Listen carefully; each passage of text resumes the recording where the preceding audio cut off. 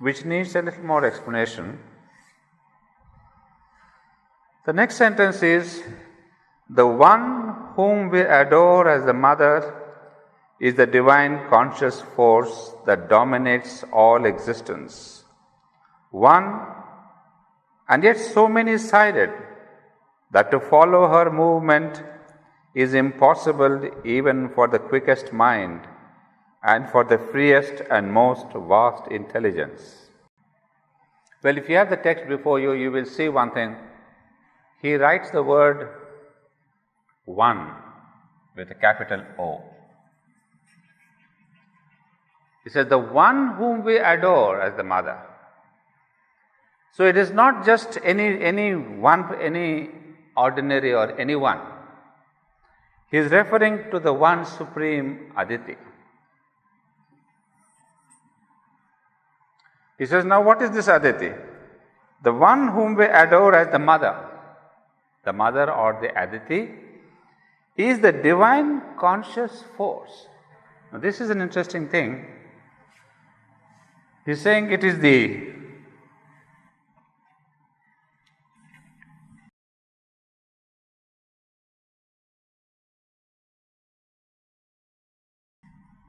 the divine conscious force. And there's one more line which I would like to take up before we explain. The mother is the consciousness and force of the Supreme. Now this is what is important. Mother is the consciousness, force of the Supreme.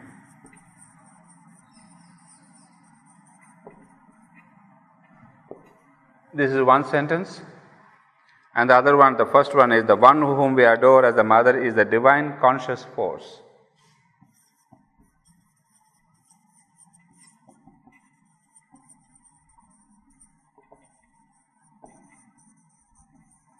Now these are two interesting phrases here, which require what I have been explaining to you in my last previous classes. Now what do we understand by this? Mother is the divine conscious force. It says the one whom we adore is the conscious force that dominates all existence. Now if you see this formula, which I would say is really very central to Sri Aurobindo's philosophy and yoga. I mean, if ever you do not understand any concept in Sri Aurobindo, go back to this magic formula, Sat, Chit, Tapas, Ananda. Even in yoga, it's the same formula that is applied as well as in its metaphysics. Now, I'm coming back to this single sentence. Mother is the divine conscious force. And then it says, Mother is the consciousness force of the Supreme. There is a difference, I suppose, between conscious and consciousness. You see, when we say conscious, normally conscious means I am conscious, I am aware of. So I would take up a sentence like that. I am aware of. When I say I am aware of, you cannot, it is an incomplete sentence. You have to say I am aware of something. So I am aware of a table.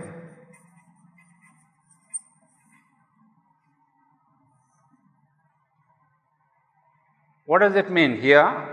Well, English grammar, basic structure, subject, object. I'm not taking it to English classes. But it's a simple thing, I am aware of a table. The subject is aware of a table. That means there is this combination of subject and object. Now if I say, I delete this object, so what does it become? I cannot say I am aware of.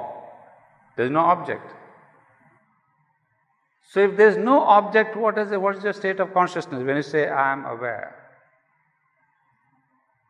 There you cannot say I am conscious. When there is no object, that means I am consciousness itself. See, I am consciousness, I am the self. When you have the consciousness of the self, when you are aware of the self, then you become consciousness per se. Well, a little maybe confusing.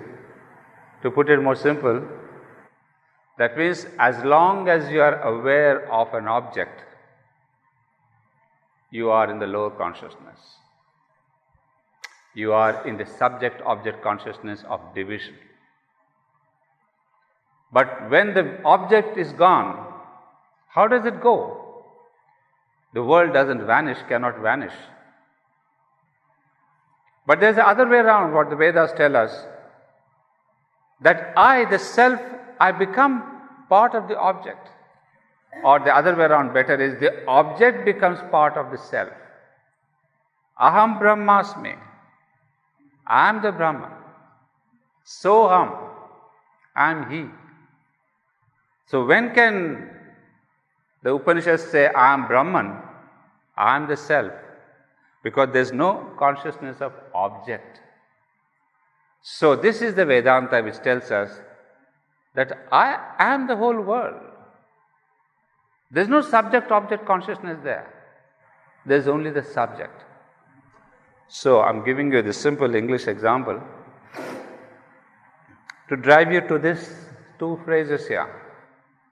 The first one, he says, the one whom we adore as the mother is the divine, conscious force that dominates all existence. We have capitals here. Now, she is now the divine conscious force that dominates all existence. Existence becomes object. So, on one level, she is the divine conscious, this force or this consciousness which is really dominating. That means she comes into the lower world. That means the mother acting on the lower level, where there is a subject-object consciousness. That means where there is a division between the multiples, where there is a question of the finites coming in, where there is a question of manifestation coming in. So one is the lower level, the universal we may say. This is the transcendental, where it says the mother is the consciousness force of the Supreme. Now that's the transcendental level.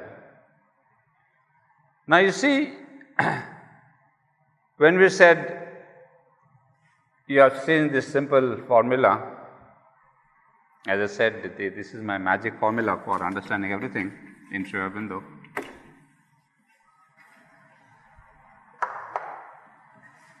The Sat, Chit, Tapas and Ananda. Now you see, although we divide them for our own understanding into four categories, Sat, Chit, Tapas and Ananda, is actually one single consciousness. It is not divided into four. So that one single consciousness, all of us have seen that it is Satchidananda. It is that is divided into these four. What does it imply? That they are indivisible. That Sat and Chit and Tapas and Ananda are indivisible. That means wherever there is existence, there is bound to be consciousness.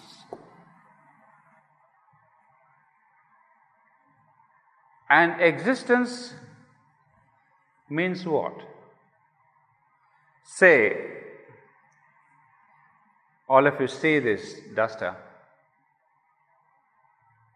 So you say, if I ask you the question, does this duster exist? Obviously you say yes. But my question is, how do you say it exists? You will say, I see it. I perceive it. But if I take it away, if I say, now can you see the duster? You say, no, obviously not. Why? Because I cannot perceive it. It's a very stupid question maybe. It's class 5 question. But that class 5 question also can be philosophical. So when I say, what are you seeing here? You say, it's a duster. But if I say, can you tell you further what do you mean by this duster? Well, you say, well, it's something black and it's a hard thing. Okay, these are the qualities of this material in my hand. But further, if I ask you, tell me, what exactly is this? Well, you can describe it, its utility and all that. But ultimately, what exactly is this duster? It's a form. A form to which we are given a name called duster according to its function. Because this is also a form, we have given a name to it called a little bag according to its function. Whatever the function may be of the duster and the bag and the mic and all that. But basically they are all forms. So existence basically means form. But you may say there are invisible forms. I don't see them. But there could be invisible forms. So it is not necessary that I and you perceive, but what is necessary is existence means there must be a form, which means manifestation. Now, wherever this form, there is bound to be consciousness. Because remember this formula, they are never separated, they cannot be separated.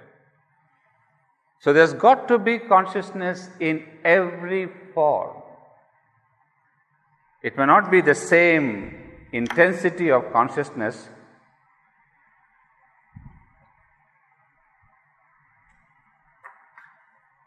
the same awareness. Because if I say, in matter there is consciousness, in life there is consciousness, I mean in plant, in the animal, in man, everywhere there is consciousness. But the difference is only that of the level of the consciousness. What do we mean by the level of consciousness?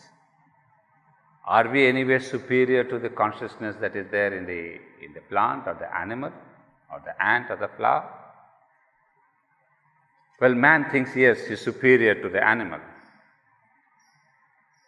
What way is he superior?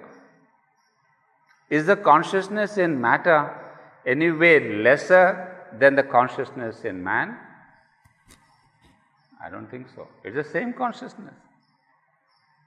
Then what's the difference between the consciousness in matter and man? Sri Aurobindo in one of his very beautiful aphorisms says, the Brahman has the same Ananda being a mountain or a man. For him, the same bliss is there in a mountain staying there for a million years or in the man who is meditating on the Brahman. His delight is the same. So I would say the consciousness also is the same in matter and man. But as we said, it is in us more awakened. In matter it is dormant. But what's the meaning of dormant and awakened? I mean, it's very easy to use, fixed words and notions, and we say, hey, I know what matter is. It's a latent consciousness, dormant consciousness. But can we analyze what's the meaning of this dormant consciousness? You see, when it is dormant, yes. But when that dormant consciousness evolves, what happens? Again, the word evolution, and we are getting deeper into meanings of the words. We said that dormant consciousness evolves. What does it mean, evolves? You said no, from matter to life and plant to animal and animal. It's nice to say this is the whole process that even anybody is seeing. But what's the meaning of this evolution? Evolves meant what? Well, again, it's all the same life divine. I mean, you read that and you have all the answers in the world. It says evolution is nothing but greater way of self-expression. So that is where evolution is hooked upon. Another meaning, parallel meaning of evolution is that it is a greater way of self-expression. So this consciousness which is there in every form starting with matter, it starts self-expressing more and more. So as the self-expression increases, there are new forms. Because in matter, consciousness could not move. It was not mobile. So if it says, now I would like to be mobile, then nature brought out a form called plant. Plant doesn't move from place to place, but it starts mobile, movement is there. So like that, it brings out greater self-expression, means greater characteristics of itself. There it was completely dormant, peaceful, immobile, and in a kind of a trance state. But when it awakes from the trance state, it says, no, I've got so many things to express. So that is the meaning of evolution as it moves along. Greater self-expression comes into being. And as greater self-expression comes into being, there are different forms that nature has to produce. You see, to befit the desire of the consciousness to express itself, new forms are born. So we see here the fundamental thing, where there is existence, there's bound to be consciousness. Now apply the same formula. Can we go further? Wherever there is consciousness, there is bound to be the force, the energy. But can we say, yes, because we have again seen that chit and tapas are inseparable. But can I take a risk and say, wherever there is consciousness, there is Ananda? That's a bit hard to swallow. Seeing the tragedies and the unhappiness and the violence and the sorrow and all that, we are conscious.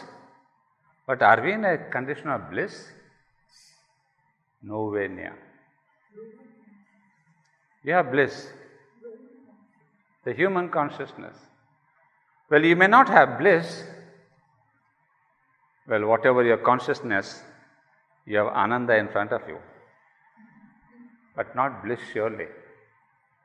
Why is it so? Why is it that our consciousness does not attract the Ananda? Well, now you can understand if you see this formula, that it is a very simple thing that we can, as I said, apply to yoga also. That it is a question of equation. If you go to the supreme level of consciousness, you will go to the supreme level of bliss. That means if I am on the physical level, if my consciousness is on the physical, focusing on the physical, you can understand what I mean by focusing on the physical. Where you are only looking at the mirror and say, mirror, mirror, who is the most beautiful of all? And if you are constantly the consciousness of the mirror, thinking of your body, its beauty, its vulnerability, its attraction, its what? It's eating and sleeping and be merry. I mean, you're not thinking of any other thing in the world except your own body. That's called the physical consciousness. If you're always in that, well, you are always having the pleasure, an aspect of Ananda on its lowest level. Well, if you come to the vital, you have what is said as happiness. If you come to the mental, you have joy here. If you go beyond the mental and get into the psychic, you are the beginnings of bliss. Beginnings, I did not say the end. So you see, it is really a factual truth. This formula we can apply to our own existence. So if we are having only pleasure, then turn the coin and you'll have the sorrow. Your pleasure and sorrow and pain, happiness and sorrow and pain, they are on the obverse and reverse side of the same coin. You cannot escape that. So it is a question of, people say, I want to have joy and have the bliss. But if you want to be all the time on this level of consciousness, it's a paradox. You cannot aspire for the joy or the bliss or the Ananda living on these lower levels of consciousness. So it's almost arithmetic. Increase this side, the other one automatically increases. So this whole formula of Sri Aurobindo's yoga, this increase your consciousness, heighten your consciousness, develop your consciousness. All the time they keep banging us saying, the consciousness is the factor. Increase that, develop that, your bliss, your Ananda are guaranteed. But if you are living on this constantly, well, Tompi, you have to face the truth. And now, this is where we sit. The other one is the tapas, which we wanted to discuss, is exactly the same thing. That if you increase your consciousness, you are increasing the tapas, the force, the energy, the capacity, all that. So now I see how relevant it is to understand this Satchit, Tapas and Ananda, that it is the basic formula for our life. And it is in this context that I am bringing you back to this famous words, sentence here. The one whom we adore as the mother is the divine conscious force that dominates. That means she is there on the universal level with the subject-object consciousness. And now we have the other one. The mother is the consciousness and force of the Supreme. Now this is something that I need to add one more line here. When we said that the mother is the consciousness force of the Supreme, you know, there is a narration which I will see if I can get that. Yeah, I think I have the quotation here. Mother is telling us,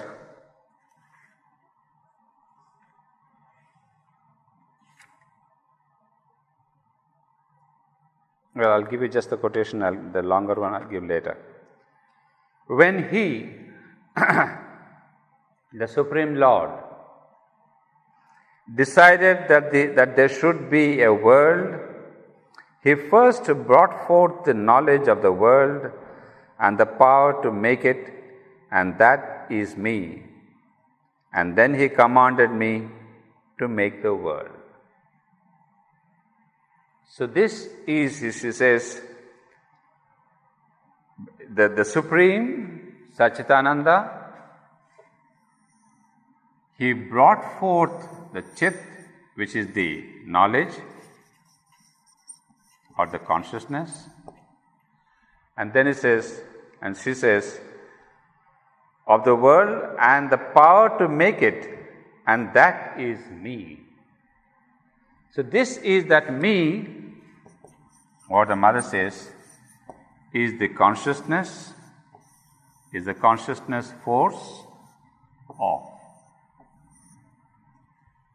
I mean, if you want to understand in a different way, you see, when Satchitananda is unmanifest, there's nothing, no manifestation. Then all the three things, the consciousness, the force, the Ananda, the existence, is into a single mold. But even, for example, I'm standing here as a single person, standing straight, not moving. But the moment I want to move, I take a step forward. That means I am applying my consciousness, saying, you take the step in this direction, you take the right foot, you take this. So there's an application of the consciousness, otherwise I am a single unit unmoving. But the moment there is a movement and a manifestation, what goes forth is the consciousness. You may say, no, I have an idea, you have a thought, you have a feeling, all that is explanation of consciousness. But metaphysically we say that the first thing that comes out of my being is the consciousness. My consciousness guides me, turned into a thought or an idea or motivation, all that are psychology terms which I am not interested in. So consciousness must come forth. So the mother is telling the Satchidananda, the Supreme Lord, when he brought out, when he wanted to move means when he wanted to manifest. It's the same thing like we do. First he brought forth the consciousness. And that consciousness, he says, that knowledge, she says, that's me.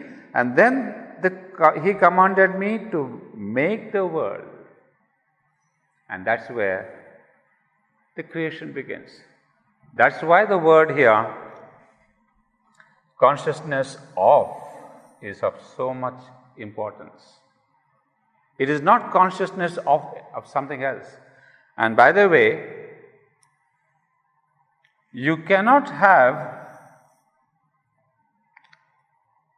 just consciousness per se. As you see this formula, Chit always belongs to Sat. Chit is an inseparable part of Satchidananda. If a scientist says there is no being, but there is only the becoming, there cannot be a becoming without the being. Because the consciousness always belongs to, consciousness force of. It is the consciousness force of the Supreme, that means belonging to the Supreme. So now we get this idea. In one rapport, in one closing sentence, we can say, again I read out, the one whom we adore as the mother is the divine conscious force that dominates all existence, one, and yet so many-sided that to follow her movement is impossible even for the quickest mind and for the freest and most vast intelligence. In one of his letters, again Sri Aurobindo warns us, saying, do not approach the mother by your mind, because she is beyond it. The mind, the quickest mind and the freest mind and the most brightest mind in the world cannot follow the mother. You cannot understand her by simple rational means, because it was there, the same idea occurs in the Upanishads also. Brahman is beyond the mind. We say in Indian philosophy, you cannot understand the divine, but you can become the divine. You cannot understand Brahman, but you can become Brahman. Brahmasmi, I am the Brahman. Soham, I can become the Brahman. Why? Because understand means the mind comes in. And mind is so limited. How can it grasp that which is, you have seen the levels of the human being. I mean, it's so vastly different. Here you see is a famous mind. And beyond that, there are so many illumined level, higher mind, illumined mind, overmind and all that. Then there is the supermind and then there is Satchidananda. So imagine with this little basic stuff called mind, which is just the beginning of the self-awareness, you want to understand the absolute awareness? That's your foolishness, foolhardiness. So the Upanishads say, if you try that too hard, your head will roll off your shoulders. Very strong way. Just to say, don't try to do that. Because you may get mad. You may lose your center of consciousness. Because your mind may burst. It's too far. Then the Vedas say, then what is the meaning of Brahman if you do not understand? If you want to understand the Brahman, don't go via the mind. They say, stand under. Understand, you just reverse it, you stand under. How do you stand under? In devotion, in dedication, in faith. So when we surrender, when we stand under, then you can understand the Brahman. You can become the Brahman by surrendering, not by a violence upon heaven that I will seize you, I am a great mind. Sorry boss, it cannot happen. So that is the great understanding here, that we let us not. So Sri Aurobindo in the Upanishadic style is telling us that it is impossible even for the quickest mind and for the freest and most vast intelligence. Most vast intelligence. You can see, you can put together all the Einsteins and all the Newtons and all the, I don't know, whoever you consider, even maybe 10 Leonardo da Vinci's cannot understand, because she is beyond. That's the word. That's what is saying. And then the mother is the consciousness and force of the Supreme, and far above all she creates. And far above all she creates. So we have seen now what we understand by the far above is the transcendent. So, to wrap up, this is the consciousness or the Aditi, which is the inseparable part of Satchitananda, but which has been put forward for the sake of manifestation. If there is no manifestation, the consciousness is one with the Supreme Being. There is no becoming yet, it's only the being. But when there is a becoming, the mother is put forward, consciousness is brought forward and said, you go and create a world. But unfortunately, even the great Aditi made a blunder when she started the creation. And he says she had all the knowledge.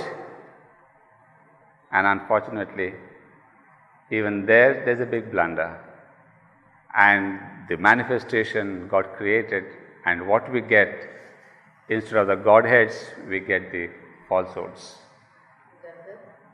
Falsehoods, the 4 falsehoods. Well, we'll come to that as we go along. I'll not reveal right now. So the first creation was a blunder. It's the second creation that is supposed to be successful. It's not yet successful. But we have been promised by sages and by saints and by rishis and by everyone that's going to be successful. And the last word on that is Sri Aurobindo says, well, our mother says, Tompi, this is the 8th creation, nothing will happen. This is a creation of equality, there will be supermind coming in, etc., etc. So we hope we succeed. Well, that's it. So we have only the first paragraph, a couple of sentences we have covered. We'll take it up next time. But try to bring this book, because I do refer pretty much to the book. It will be good if you can follow.